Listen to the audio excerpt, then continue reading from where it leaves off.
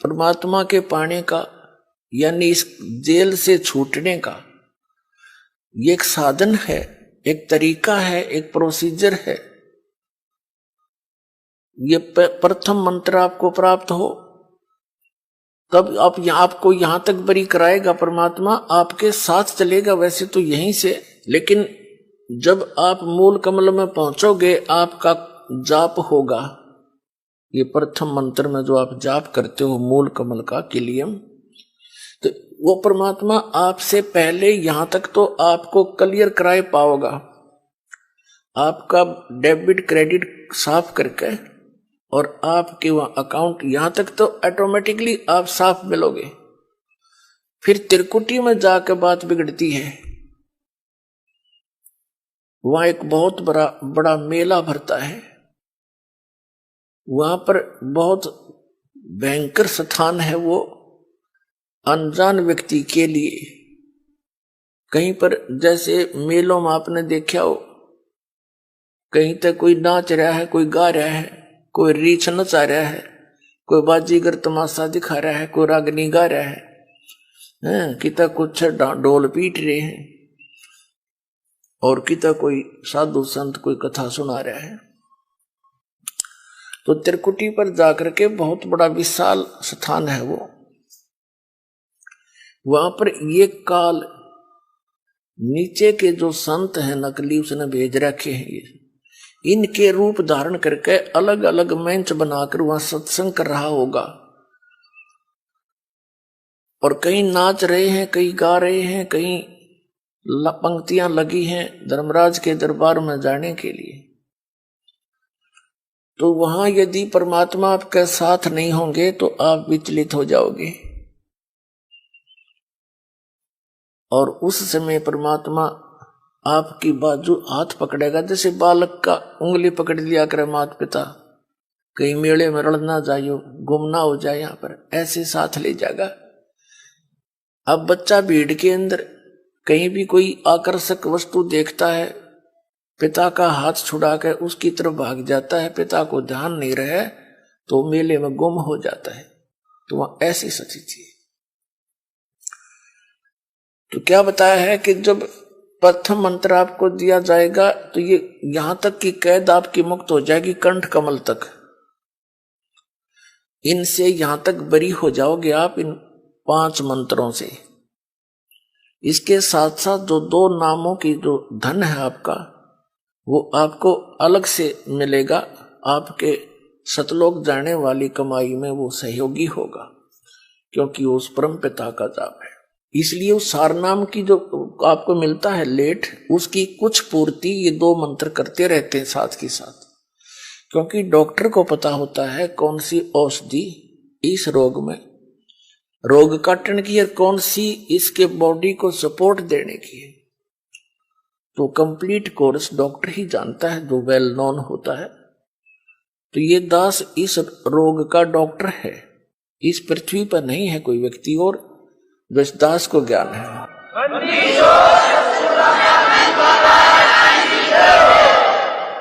जब आप त्रिकुटी पर पहुंचोगे तो वहां आपको इस दास के रूप में परमात्मा मिलेंगे। तो उस जैसे हमने सबसे पहले पति भर्ता पद पर आना पड़ेगा, वैसे तो इस ज्ञान के आधार से दास ऐसा आपको दृढ़ कर देगा, दूसरे संतों की आपने बात भी नहीं सुहावेगी, क्योंकि उनके पास अध्यात्म ज्ञान नहीं है, अटपट है। तो उस त्रिकुटी के उस मेले में वह कई सत्संग भी कर रहे होंगे, आप उधर देखो भी कोई ना कि तो बांटे हैं नींद में, इनका पास कुछ नहीं है। ऐसी भावना जैसी आपकी यहां भावना है, जैसे विचार है, तो वहां ऐसा ही होगा जैसे स्वप्न में जैसे विचार हैं, जैसे आपकी क्रियाएं हैं, तो स्वप्न में भी वही कई बार क्रियावान हो जाती है, ऐसा वहां रहेगा। तो जैसे आप जी ने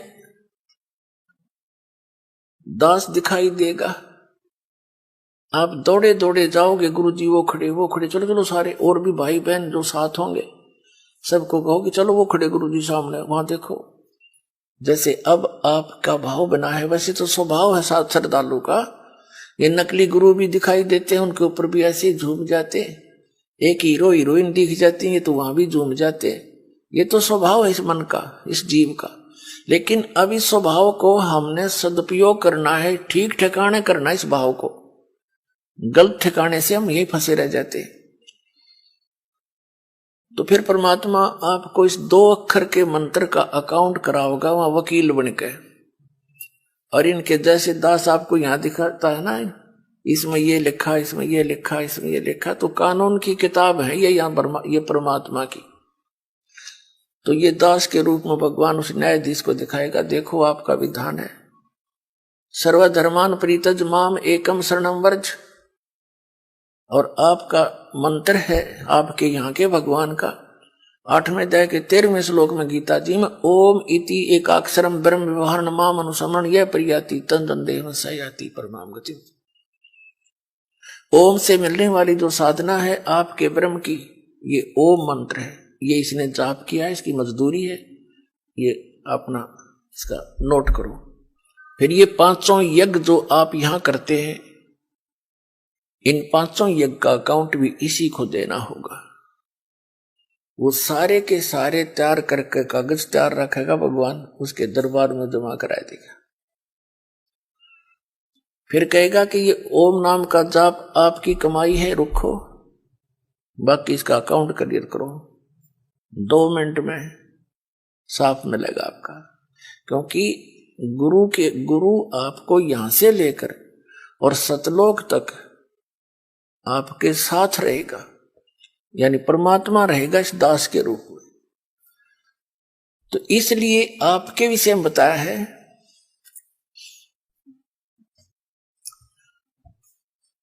अब क्या बताते हैं कि इस काया का गर्भ न करियो, के काला के गोरा रे, और बिना वजन कुछ काम नहीं आवत है, इसके एतर छिड़को चारों ओर आ रहे। यह तो माटी है, और इससे इस जीव निकलने के बाद इसको 2 दिन रख के दिखा दो घर में, इसमें कीड़े चल पड़े। ऐसा बेकार शरीर है ये। कबीर साहब कहते हैं, गर्भ ना करे रे गंवारा, यो जोबन और तेरा धन, ये जवानी और ये धन, ये तो मेहमान है दिन चारा।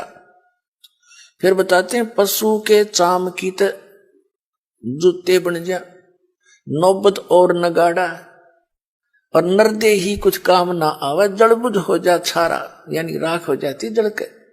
या तो उस काम भी ना आवे, जूते बन जा, कोई नगारा बन जा, या कोई और काम आ सकती। ये तो केवल एक का काम आ सके, भगवान पाने के लिए। तो फिर क्या बताते हैं, इस काया का गर्भ न करियो, के काला के गोरा रे। इसने कभी किसी के खरोंच आ जा थोड़ी सी, अंदर मटेरियल सारा एक जैसा सबका, चाहे कोई गोरा है चाहे काला है, ऊपर ऊपर की पॉलिश का अंतर है बस, अंदर मटेरियल सेम है। और इसमें मटेरियल क्या है, कभी कोई कुत्ता मरा हुआ देखा हो आपने सड़क के एक्सीडेंट में, उसका वो आंत बाहर निकली पड़ी होती है, देखने में दिल भी ना करे, उल्टी पड़ जाए, कहीं टट्टी निकल रही है, कहीं पेशाब, और कहीं उसका आंत सारी बाहर पड़ी है, मांस पड़ा है। यो सांग है जिसने आप ठाए फिरो हो, और इस मांडी पाक रहे हो, धरती तोल रहे हो, कभी कुछ पॉलिश कर रहा है, कभी उसको पाउडर ला रहा है, स्वस्थ रखने के लिए इस बॉडी को, क्योंकि इसकी हमें घनी जरूरत है, उसके लिए आप इसकी आवश्यक औषधि वस्तु प्रयोग कर सकते हो, उससे एक्स्ट्रा करते हो बकवाद है। और भगत ने बकवाद स्वभाव नहीं चला, नहीं इस भक्ति मार्ग। इसको वही समझें जो यो मटेरियल है, इसे अलग सोचकर हम इसकी कोई और ज्यादा चकाचौंध करने की चेष्टा करते हैं तो हम भगत नहीं है। हमने समझा नहीं है ये क्या वस्तु है, और ये इतनी अनमोल है। वैसे तो यह मिट्टी है, लेकिन इस मिट्टी से हम सोना बना सकते हैं, मोक्ष रूपी सोना, और इसके अतिरिक्त वो हो नहीं सकता। तो कहते हैं ये देही सोंगी नहीं, ये महंगी रत्नों मोल है। या नरी सस्ती भी ना समझना, ये बहुत कॉस्टली है। असंग जन्मों के बाद दाव लगता है इस मानव शरीर का, और इसको हम उसी पशु पक्षियों की क्रियाओं में नष्ट कर जाते हैं, तो परमात्मा कहते हैं धिक्कार है तुम्हारे जीवन को।